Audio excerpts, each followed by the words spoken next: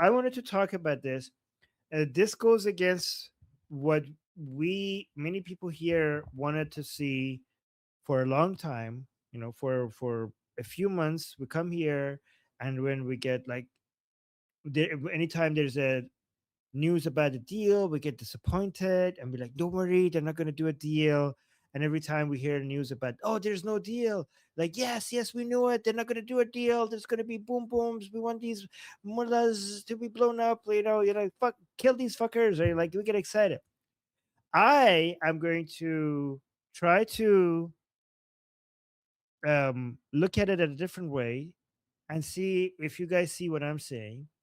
I'm actually now going to I'm hoping for a deal. I'm now hoping for a deal. And I'm going to tell you why. And let me know if you agree with me or disagree. Okay.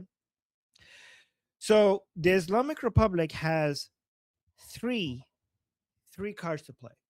Most of their cards have been removed, and it only has three cards to play. Okay.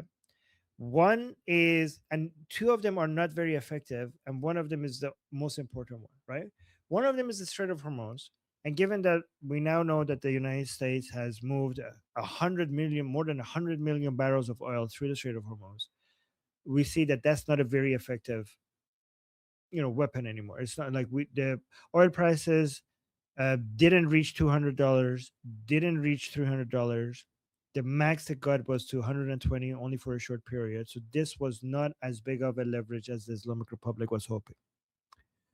Um, the other leverage is Hezbollah. I wouldn't say proxies because the Houthis are no show and the other proxies are not that relevant right now. So it says Hezbollah, which shows, given that the Islamic Republic doesn't have much deterrence capability, you can see why they're so desperate to include Hezbollah in the deal, because that's one of the three remaining deterrent, leverages that they have. That's why they're so insistent on defending Hezbollah. I'm including them in the deal because if they don't, then Hezbollah will be like, well, fuck you then, right? I mean, the Houthis have already said fuck you to the Islamic Republic. That's why the Bab Mandab is not closed. But you don't want to lose Hezbollah because the Islamic Republic itself is too far away to be able to be that much of a threat to Israel, and they need the Hezbollah to keep putting pressure on the Israel so that they have at least something to offer at the negotiating table, which is basically not, removing the attacks on Israel, which they never do, by the way. It doesn't seem like the Islamic Republic has that much of a control over them. But that's the second one, which is not very effective. Israel, I mean, it is effective when it comes to causing a lot of trouble and hassle and hardship to Israeli citizens, but it's not as effective as the like the proxies that the Islamic Republic had and the level of control that they had over them. This is nothing compared to what they used to be, right? A lot of them have been decapitated. It's a lot weaker than it used to be.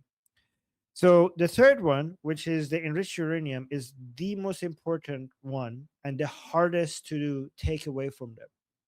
The hardest to take away from them is so. If you look at the Islamic Republic as a wolf, they have been the Israel and United States have been pulling their teeth out one by one, and there's three left, and these are the three, and this is the most important one. And if you could manage to pull these out, then it's really easy to deal with the Islamic Republic after. They're completely vulnerable.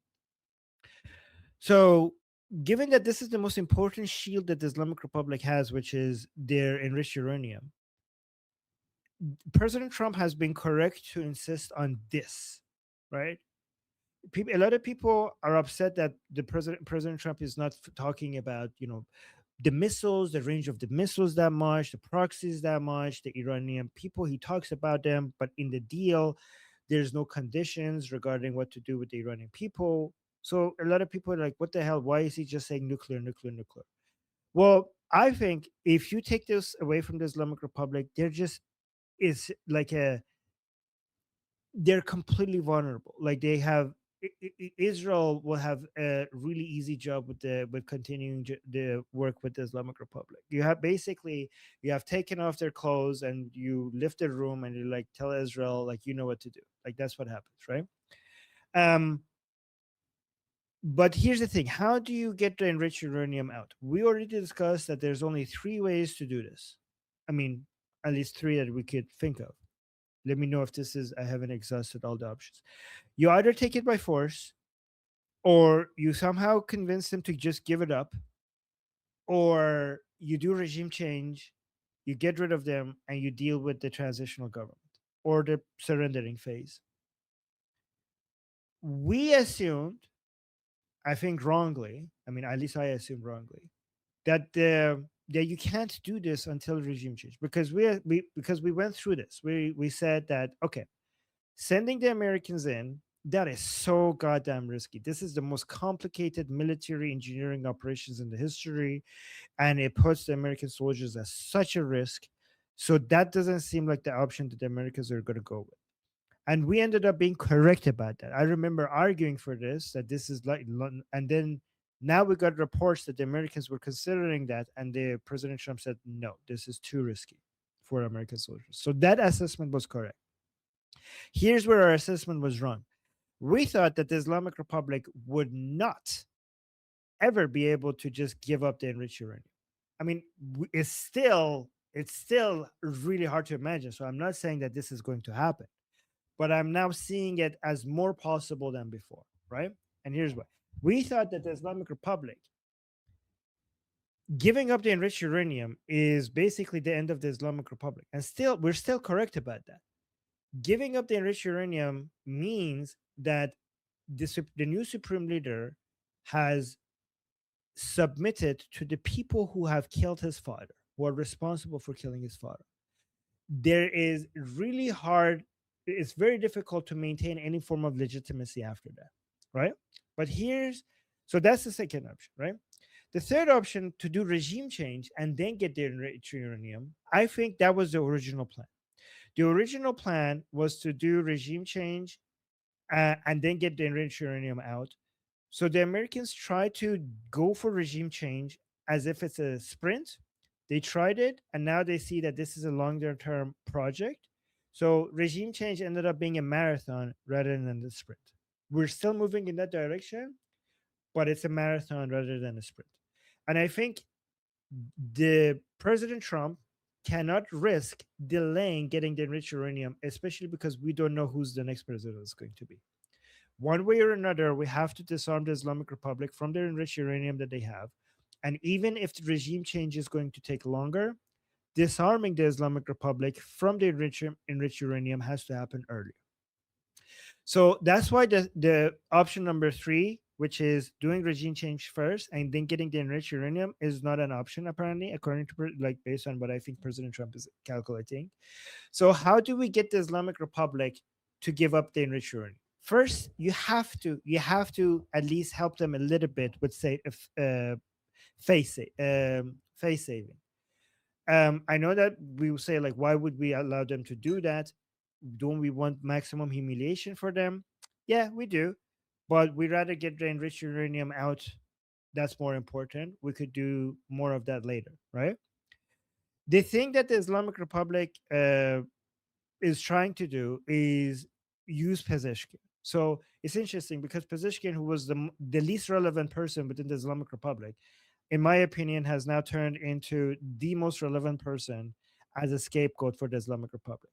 The goal is to say to save Mojtaba, um, at least the office of the supreme leadership, from the pro-regime people, which is not going to work, but at least some people will be convinced by it.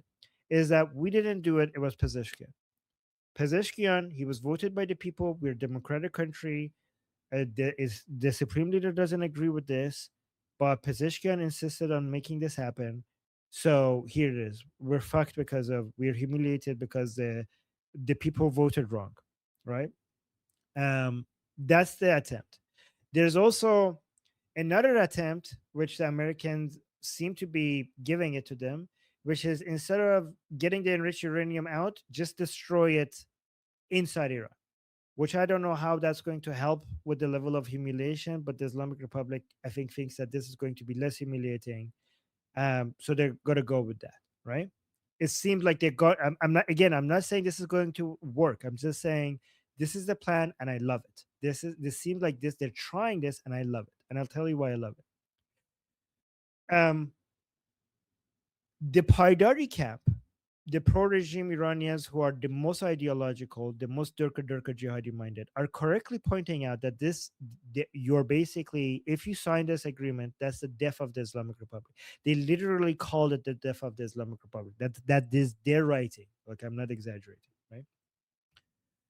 And you saw I shared their comments. They're all thinking like, this is it. Yeah, we lost. We're losing. They're thinking that we're losing. They didn't think that they're losing from everything being bombed from they killed the fucking supreme leader, and these fuckers were saying we're winning this.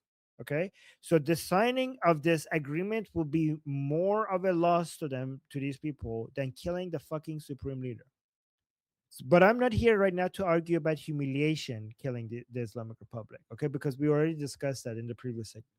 I'm actually talking about actual military deterrence capability, right? What the Paidari camp people within the Islamic Republic are correctly arguing, is that the Americans are taking away from us what they couldn't take away from what the Americans are taking away from us with negotiation, what they couldn't take away from us with war. And the Paidari camp is pointing out very accurately what the fuck is stopping the Americans to come and attack us militarily once we give up the enriched uranium. They're pointing out, the Paidari camp in Iran are correctly pointing out that the Americans are taking away something from us that we cannot undo, and in return, they're giving us something that they can undo. So what are we giving them? We're going to give them the enriched uranium, and nothing is going to bring the enriched uranium back once we give it to them, once we destroy it. But what they're giving us is the promise that they're not going to attack us, and also, I don't know, $24 billion. $24 billion, you could take it back away from the Islamic Republic in a day by just a series of bombardments. $24 billion is how much of Islamic Republic lost from is it 6 days of what the blockade is doing to the Islamic Republic? So the Islamic Republic is begging for just a few $1 billion, a small percentage of what it has lost in Operation Epic Fury. So this is what if this works, this is why this is genius. The United States has managed to get the Islamic Republic to agree to give up its enriched uranium, something that we thought it was not possible, by doing two things: allowing the Islamic Republic to use Pezeshkian as a scapegoat. One. Two, I mean, they would have done that anyways, but most importantly, bankrupt them with Operation Economic Fury and the naval blockade, to the point that they're so desperate for cash that the United States could just dangle a few $1 billion of what they have already taken away from them in front of them. And for that price, the Islamic Republic will give up its most important card, which is, honestly, if the Americans manage to do that, that's a steal. That is a steal. That is at a very low price. In fact, it's so low that is so much less in price for the Americans compared to what it would have cost the Americans in military operations. The military cost for the Americans to go in and get the enriched uranium would have been astronomically higher than just paying the Islamic Republic for it and then go back to military operations back anyways. Because I could tell you that the Islamic Republic will give you plenty of excuse for you to be able to say, oh, you violated our agreements, we're going to fuck you up anyways. Thank you for the enriched uranium. Now we're going to fuck you up anyways, because if you look at the terms of the agreement, the Islamic Republic has to agree not to fund the Hezbollah or any of the proxies ever. So you could you could find $1 to go to any of these groups, and you could be, the deal is violated. Now we're going to fuck you up. The Strait of Hormuz needs to be open. That means that one section of the IRGC could just throw one drone at one commercial ship, and the Americans could be like, deal violated, we're gonna fuck you up, thank you for the enriched uranium. This is so the this is why I think that the so-called more durka jihadi people are actually more pragmatic than the so-called reformers people or moderate people. We usually say, the moderates are more pragmatic. No, actually, the so-called moderates are more pragmatic. No, actually, the so-called hardliners are more pragmatic. They're saying this is a trap. If we give this up to the Americans, then we're screwed. They could do whatever. Like, if they're bombing us while we have this enriched uranium, what are they going to do to us when we don't have it anymore? And honestly, United States doesn't even need to enter military operations after that, but I think they might, because once you take this from the Islamic Republic, Israel could basically do whatever they want after that. So when it comes to Hezbollah, once this is out, once the enriched uranium is out, do you think the Americans are going to insist to the Israelis to stop attacking Hezbollah? So I think the Americans are insisting Israel to not attack Hezbollah just for a little bit. Let us get the fucking enriched uranium, and then once we have it, then go at it. And if the Islamic Republic complains, they're like, "I had a deal with you. That's an independent nation state. Then go at it at you. Just let us get the enriched uranium out, and then go at Hezbollah as much as you want. Just let's get this out." And so I think that this is perfect. Like Hezbollah, Strait of Hormuz, the Americans have shown that they're effective at securing ships through it. If the Islamic Republic wants to close it down after, because Israel is attacking, well, then the Americans could come back at that's the violations of the deal. The Americans could come back. This is genius. Again, 3 points. This is going to be less costly to the Americans because you managed to get the enriched uranium out with a fraction of the military cost. This is going to be better for the Iranian people because you're going to be able to get to where you want with less damage to the infrastructure. And more importantly than anything, this is going to put American soldiers less at risk compared to the other options, other alternatives of getting the enriched uranium out. Less Iranians dying, less Americans dying, which is the most important, and the enriched uranium is out. Plus, you get the additional benefit of absolute humiliation. If the Americans got the enriched uranium out by force, it wouldn't be humiliating to the Islamic Republic. We try to not let that happen. But if you get them to do it themselves, you also get the added benefit of humiliation and the ideological win, the win in the ideological battle. Anyways, that went for long.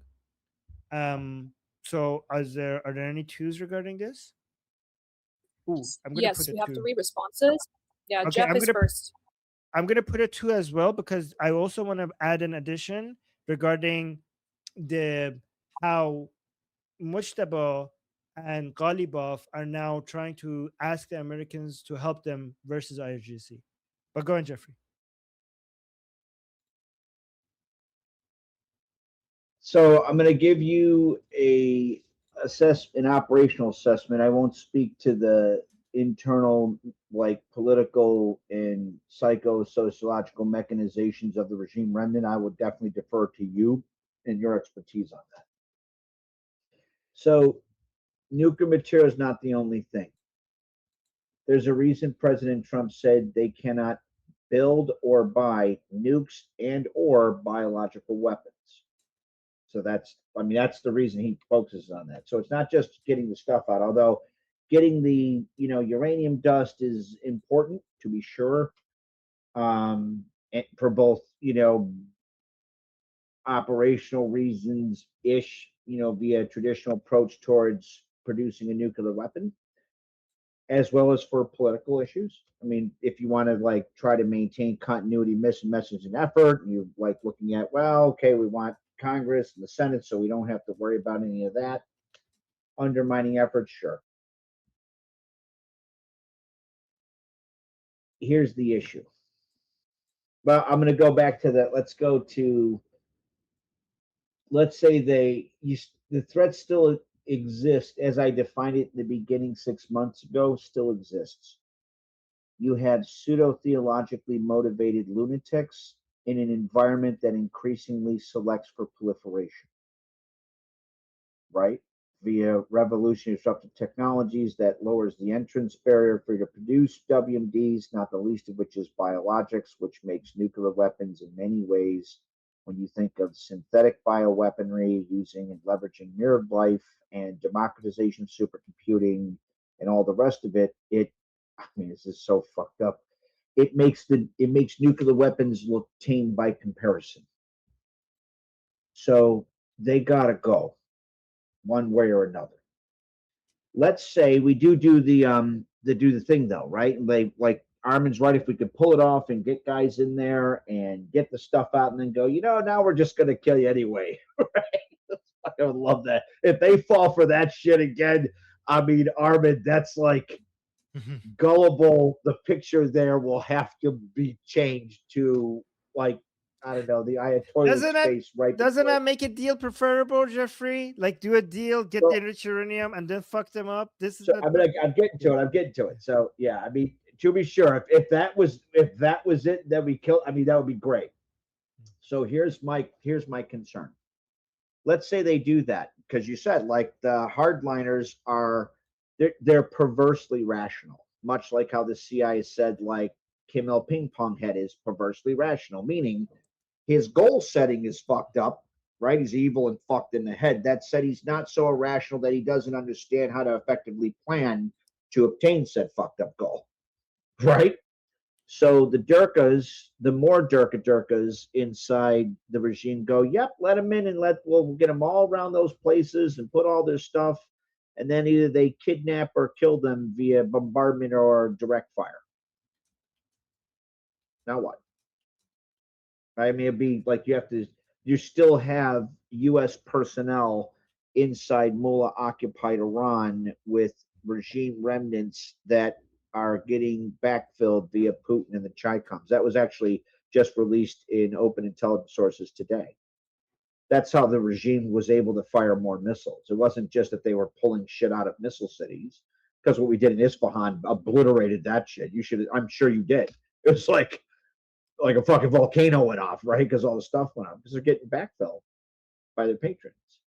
So I mean, don't get me wrong, Armin. If they could pull off what you said, that would be fucking epic. I mean, fucking epic. Where you're like, wow, you rope a dope these fuckers like 8 times, and you're like, my god, that's just. I mean, maybe they're mentally challenged. I fear they're taking some of the fun out of this, right? So I hope you understand, though, why it is. I would not be a good friend and or ally if I did not give you the assessment of what I see, right? It's not to disagree, just to make sure that you don't get blindsided. The good guys. Just a quick response. Yeah, I'm not saying this is what's going to happen, obviously, but I'm just saying that this is the most ideal situation. Obviously, I'm not saying necessarily this is going to happen, but I think this is given that this is the most ideal situation. I think this is what the Americans are trying to aiming at, and based on what I'm seeing from the Islamic Republic, they're falling for it. And honestly, I don't know if they're falling for it. I think they have no other choice, and I'll mention in my segment with regards to the nuclear material not being the only thing. I completely agree with that, but it is the most important thing. Without the nuclear material, they have no more cards. They have really no more serious cards to play. They have other cards, but it's not as important. If you can get the enriched uranium, you're going to be able to get everything else. This is the most difficult thing to get, and if you get that, it's really hard to get it with war. President Trump is trying to get it with negotiations. If it works, then there's nothing stopping the Americans and Israelis to go in and get everything else. It's the most important barrier. So, yeah, obviously, President Trump is going for everything else. Everything. President Trump is going for everything. For not just all the other stuff you mentioned. President Trump, after what is disgusted by the Islamic Republic, and he's not going to get satisfied with anything other than full regime change. But what I'm saying is that if you take that one thing away from them, everything else is so much easier. Okay, Nare. Okay, next to respond is Noah. So I think you're beginning to convince me, Armin, on this. I think um, because it is sounding good, and well, you're beginning to convince me on a lot of things. Let's just say that. So, Would you be? Would you? but No. it, Would you be happy if the Islamic Republic gives up its nuclear material in an agreement, and then get killed anyways after? Wouldn't that be nice? yes, Like it's I would yeah. love that. Yeah. Okay. Okay. But if you don't mind me playing devil's advocate, Right. um, because I've heard some of these discussions, couldn't they go to Russia or even Pakistan or even China to get more enriched uranium or key components, even if they were to give this up? And then I have one more, but I want you to Well, I mean, they're not get going to to be that able to first. do that without it getting detected by Mossad, right? Like the Islamic Republic has never been able to do anything without the Israelis figuring it out, right? So far, Right. anyways. I mean, the Mossad has infiltrated the Islamic Republic at the highest levels, right? So, um, that I mean, if they try to do that, like this is imagine if they don't have the enriched uranium and they're now trying to do that. There's nothing. If the Israelis find out, the Americans will find out as well, and then you could go. You will obviously be able to stop them because they don't. The only thing that their main deterrence capability that they had has been taken away from them, and that what if you try to go make one, well, because you don't have one, the Americans and Israelis can stop you because they see that you're doing that, Okay. right? And then yeah, that's true. Mossad will definitely.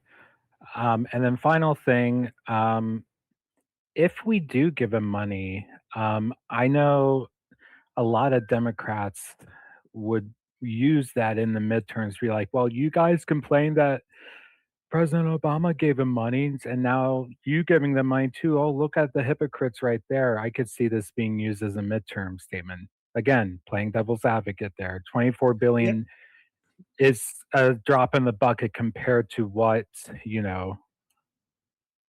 But yeah, yeah. So that would be an effective strategy for the Democrats. I think President Trump's message is that my deal, Obama's deal, was the path for the Islamic Republic to get a nuclear weapon. My deal is a path to make sure the Islamic Republic can never have a nuclear weapon. That's the line President Trump is going with, right? The way I look at it is that you took hundreds and hundreds of billions of dollars away from them, and then you're giving them $24 billion, and in exchange, and not just giving it to them, only after they give up their most important leverage like that is I mean that is worth more than $24 billion. That should be worth more to the Islamic Republic, more than like imagine how bankrupt the Islamic Republic has to be that they're so desperate for $24 billion that they're giving up their most important leverage. Like they have to be really bankrupt, and that has only been successful with the naval blockade. So I think like that is worth it. That's a steal. That's a steal. And then I honestly, it agree. takes a few military operations to take that $24 billion away from them again. Also true. Thanks, Armin.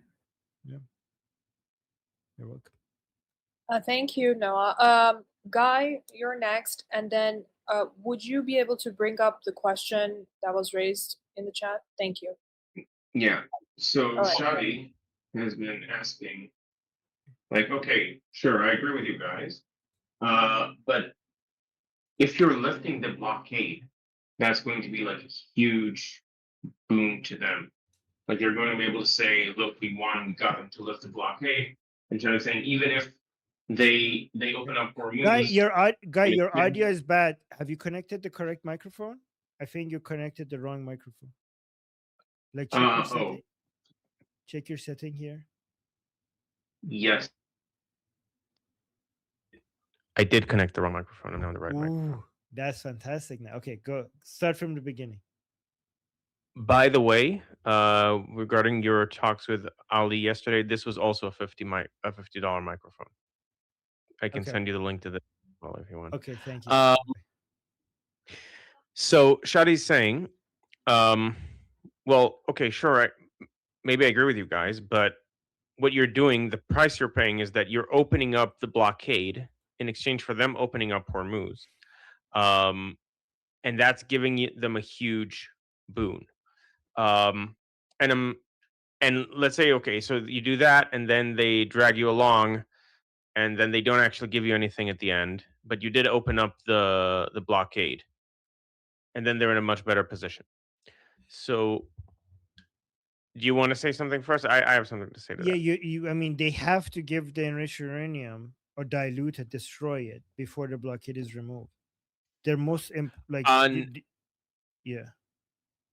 I don't think that's true. Based on the way Trump worded it, he said that immediately after the signing, the Strait of Hormuz will be open for all. That's what the White House is saying, though. We'll see. Oh. Mm. Okay. I haven't seen that. But even if that is true, yeah, presumably, like, that's a fair point. Did you want to Like, say something? Or? No, that's a fair point. I would want them to maintain the blockade until they get the. So that would be a flaw if that's what they're doing. I mean, as far as I could see, like I'm not going to come defend everything, right? I think that the blockade should be there until the enriched uranium is diluted, but I don't know. I don't know how long that would take. So a point in defense of that, even if that happens, like it's bad, and I think we all agree that we don't want that to happen.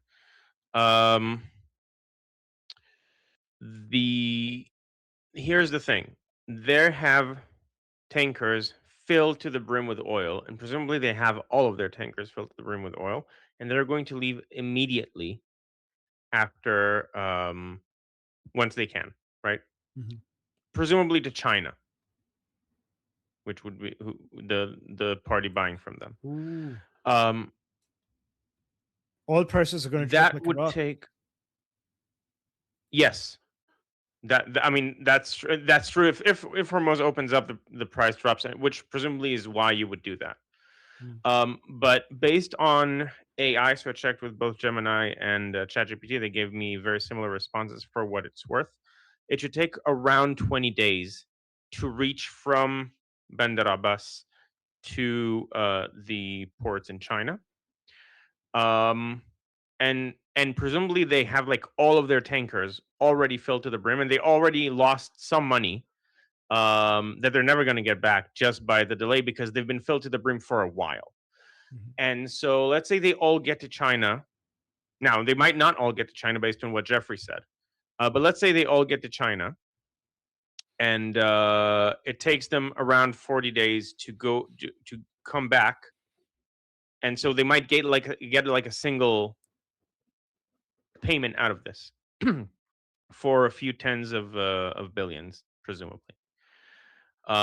It's a lot of money, but it would take them 60. Like by day 60, they will be back from that one-time trip, ready to pack up everything, and then you might not let them come back if the regime stalls. So it is bad, but it's a single payday that like presumably is reversible if you restart the blockade. Yeah. We have to see what actually happens rather than what President Trump is saying before we judge this. President Trump might be talking about the Strait of Hormuz opening right after the sign, not the blockade meeting. Did he talk about the blockade, or did he talk about the Strait of Hormuz? No, he said Strait of Hormuz. He's notoriously unclear in his wording. No. The Strait of Hormuz is what the Islamic Republic is doing. So just to be clear, that means that he hasn't said the blockade will be removed. He's saying that the Islamic Republic, so the blockade might still be there while the Strait of Hormuz is expected to be opened by the Islamic Republic. But also, since the beginning of the war, has every single Trump post actually come true? Let's cautiously say not quite. Yeah. And one more point. I just got a video on one of my Telegram channels. There seems to be let's put it this way. There is a demonstration against Arakji and Kalibaf. And this by the size of it, so it says in Ibn Sina and in Mashhad, so in the Ibn Sina Square and in Mashhad, this seems to be the largest protest that is unpaid that I've seen since January. Ooh, I'm seeing it. Okay, this is great. Wait. Oh, so the pro-regime people are protesting. I don't know if this is what you're saying. Okay, so I don't know if this is what you're I'll saying, send it but to you. okay. But let me tell you what I'm saying. Oh, yep, we're saying the same thing. So guys, Okay. I'll show it on the stream that we're doing with Ali in about 50 minutes on same channel, guys, wherever you're watching. So, but I'll read the description. Videos published on social media show that that on the evening of Saturday, June 12th, a group of hardline supporters of the Islamic Republic gathered in Tehran and chanted slogans such as "Ghalibaf, Arakchi, what about our leader's blood?" And Arakchi, and that's one chant. Another chant is "Arakchi, have some shame, let go of the country." Wow. In recent days, a portion of the regime supporters have accused the foreign ministry and the negotiating team of making concessions to the United States. Guys, can I just take a second to say I told you so way before anybody knew about any of these things, from way back then, that this is exactly what's going to happen. I just feel so vindicated. But yeah, go on, guys. Thank you. It's good cash, by the way. Yeah. There's also Margbar Kalibaf going on there. Ooh, really? Oh my So I'm not listening to the video because I'm listening here, but that's what the caption is saying where I'm looking. I'm gonna play them in. So it seems to be a pretty decent crowd, like considering its supporters. Wait. Like it's quite big, and I assume they're not getting paid for this, as opposed to during the war. Yeah. But by the way, Texas Troop is saying, "Show us, guys." Right now, because I can't share something with both you and the group, so I will do it in 50 minutes with Ali. With the Ali stream, we will watch it and analyze it second by second. Okay, so in 50 minutes in the Ali show, with the show that I put with Ali. But yeah, sorry, go on, guy. Yeah, so I'm saying, even if the cost is a couple of tens of billions over the next 2 months, which would be roughly how long it would take the ships to go sell the oil, come back, and load up again, then I think it's worth it. You can. Yes, it's worth. I think so. I mean, we'll see. We'll see exactly what the details are. But if that is worth it, then if they open the Strait of Hormuz while they have the blockade on, then it would be really worth it. Like that would be really worth it. If that. Okay. So, is there any twos? Because I don't know if I have time to tell you about. You're next, actually. Go ahead. Okay. All right. So, guys, you know how Jeffrey was saying that if they fall for this, like, are they mentally retarded, or like, what are they challenged or something? Like, why the fuck would they, like, this is an obvious trap by the Americans.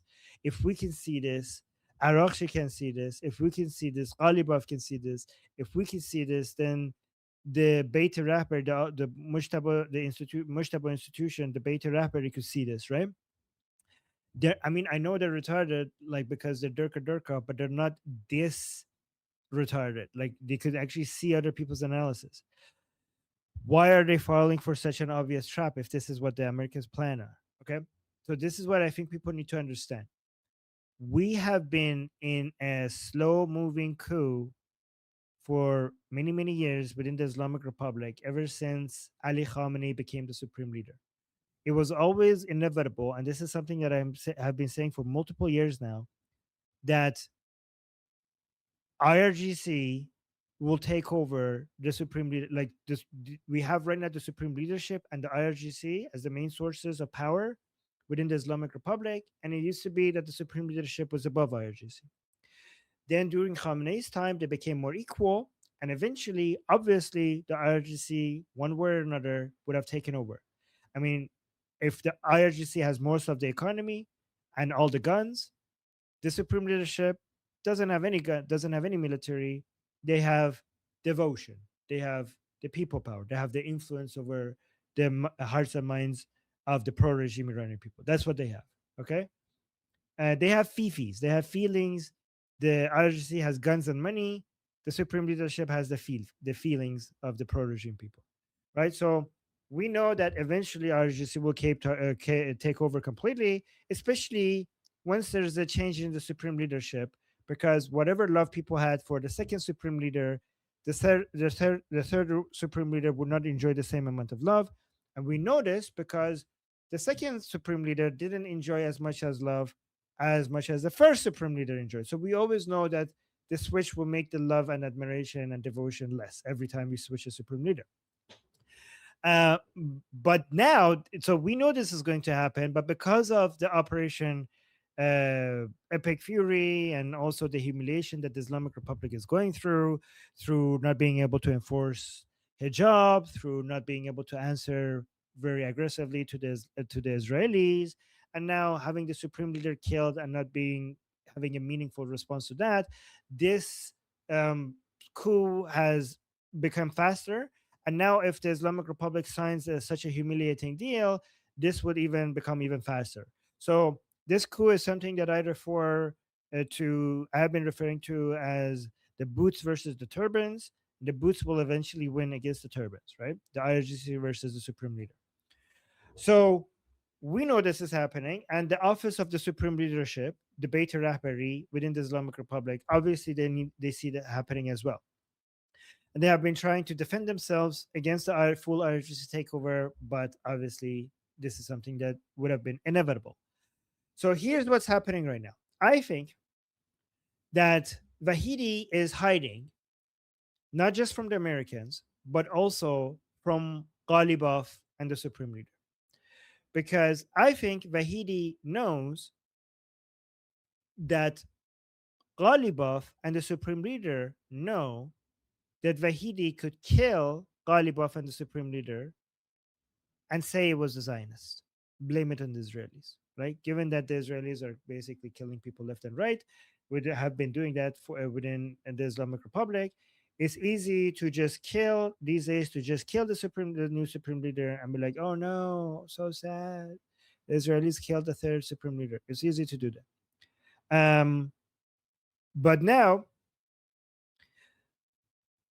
so here's the thing: if you're just Vahidi knows that the Mojtaba and Ghalibaf don't have any military force to defend them against such an attack by Vahidi, by IRGC. So if you are from Vahidi's perspective, what Ghalibaf or Mojtaba could do is basically sell out Vahidi to the Americans.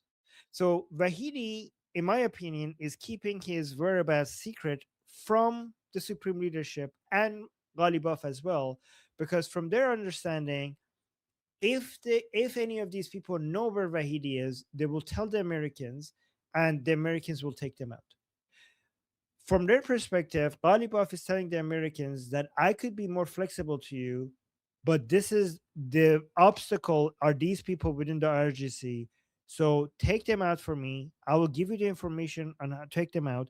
And the reason why Ghalibaf would do that is because Ghalibaf and Mojtaba, which are now aligned, they don't want war. They pretend that they want war, but they don't want war because they're terrified. They know if war starts again, they will probably die. The Israelis will kill them, and they don't want to die. right? So they are, I think Ghalibaf and Mojtaba Khamenei are desperate for a deal because they are terrified of dying. Unlike what they say, they're terrified of dying. And they're telling the Americans they want to basically kill two birds with one stone by telling the Americans that it's the Wahidi and others that are the obstacle in the way. Kill them for us. They will take the IRGC, like they will weaken. They will use the American military because they themselves don't have a military. They will be using the American military against the IRGC. Okay, so that's what the military power that they have, and at the same time they will be able to get a deal so that the Americans, so these people, the Ghalibaf Mushtaba camp, are afraid of both Americans and Wahidi.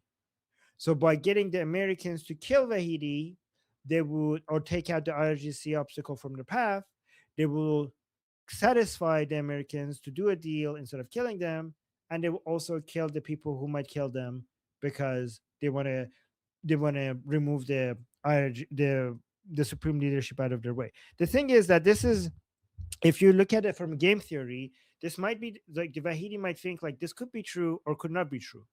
But because it could be true, why risk it? I should kill these people just in case it's true. And from Mujtaba and Ghalibaf's perspective, this could be true or could not be true. But why risk it? We should take them out instead of waiting around and seeing if they will take us out. So both sides have an incentive to eliminate the other side instead of waiting around and seeing whether or not this is true. So that's why I think it's happening, and that's why I think that the Mujtaba Ghalibaf camp are not retarded. Like the Haidari camp is coming out and saying that you guys are moving into a trap. Why would you give the Americans the enriched uranium? Obviously, after they do that, they will have the upper hand, and you're giving to them something. They're taking away something with negotiations, um, something that they couldn't have taken, that they weren't able to take away from you with war. This is lunacy. This is idiocy. But from I think from the perspective of Mujtaba and Ghalibaf, they don't have any choice. They have no choice because if they go to war, they will die. At least this path gives them a chance for survival. And then from the Iranian perspective, from our perspective, um, we don't mind the Americans working with Ghalibaf and Mujtaba against IRGC, in my opinion, if this is true. Because at the end of the day, the obstacle in our way for an uprising, for taking over, is IRGC, not Ghalibaf and the supreme leadership. If the IRGC obstacle is removed from our path, the Iranian people have, it's easy for the Iranian people to deal with Ghalibaf and the supreme leadership. So that's why I think I don't mind Americans using Ghalibaf and Mujtaba to work against IRGC. So that's what I'm seeing happening. And Sketch, I love, it's working. Can you speak? That's fantastic. Can you speak? Let me see if it's working. We finally have camera footage from Sketch as a grease monkey. I can't speak. There you Yeah, go. It's Sketch working. is actually Sketch is next to respond too. So go ahead. Okay, there you go. Fantastic. Guys, look, Sketch has turning into a VTuber, and now he has. You tell us, Sketch, what is this before you respond? Well, this is like the first step. It's called a PNG tuber. I can do some layering, some bouncing of different layers, like the face layer, have the eyes open and closed. This is a very basic two-layer effect. I do have more layers, but programming it to work correctly takes a little bit of time. And eventually, it would be like you guys had a guest, Lord Nux. I would be trying to do something like that where it does the full face tracking and it matches my face movement, my eyes closing, where my head moves, my lip movements, and all that kind of thing. Okay, fantastic. By the way, I have some Iranians who want to join our fight, but they don't want to show their faces. So I'll talk to you later if you want to give me any tips to give them because they want to do the same thing and come on YouTube and be active. So I'll talk to you about that. But let's focus on this topic right now before we. But good job. This is fantastic. Great progress. All right. If I was going to talk on this, I'd have two basic questions. Number one, are they talking about 60 days to sign a final deal, or are they talking 60 days and we're still talking about an MOU and an MOU has not been signed? Right? That's very important. Yep. So the President Trump is saying the MOU will be signed tomorrow. The Islamic Republic Okay. is saying nah. So the understanding right now, at least, is if President Trump, again, we don't know if President Trump is playing mind games or this is going to happen. But as of right now, what President Trump is hinting at is that we will have an MOU tomorrow, and then we have 60 days after the MOU is signed to get to a deal. During the signing, during the MOU, that's not a deal, right? So during the MOU 60-day period, they get nothing and they have to abide by the rules of the MOU, right? So this is actually a very good question. We don't know if the 60-day period is going to be used for the Islamic Republic to show progress before a deal is signed, or what the Islamic Republic has to demonstrate starts after the 60-day. My assumption is that nothing is going to be released to the Islamic Republic unless they show their show that they're making progress. And I think that some of that needs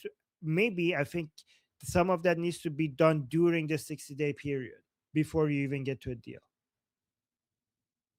I would think so too. Like, why would I agree?